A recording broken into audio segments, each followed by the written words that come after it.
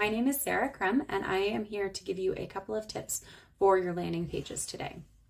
So when you're thinking about a landing page, whether that's going to be for organic ranking purposes or to use in a Google ad or a social media ad, you need to think about the goal of that page and then what service you're offering. So let's start with the goal. Are you trying to get someone to get a free estimate from you so that you can collect their contact information?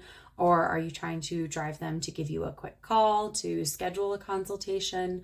Are you offering free estimates for leak repair on roofs? Are you trying to be a little bit more specific to hail damage? Make sure that you include those types of things in your CTA if possible. If you don't have that kind of information yet for that service, you can use Contact Us. It's just a little bit better, and it usually results in a higher conversion rate if you go a little bit more specific with something that's going to hook a user in. Additionally, make sure that you have that CTA in a couple more places throughout the page. You don't want someone to have to scroll too far before they are able to take an action. So think about a whole scroll length on a phone and a whole scroll length on a desktop device, and then try to get a couple more call to actions in each of those. So one per scroll.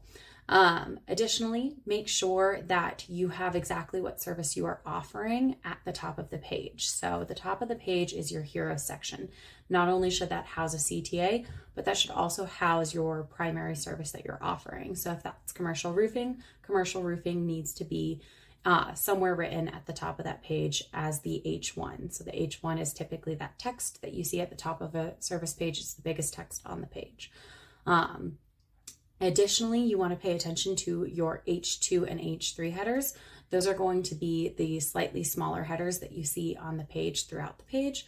Those are important. You don't want to ignore those. It's just that the H1 is obviously the most important, and then you want to continue to include service-based keywords in the H2 and H3 content throughout the page.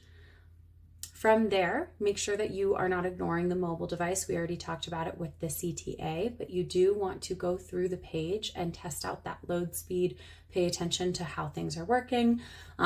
Just as a general rule of thumb, if you think it's clunky on mobile, someone else will too. So that's a good way to get started on mobile. Otherwise, I hope that helps with your landing page optimizations.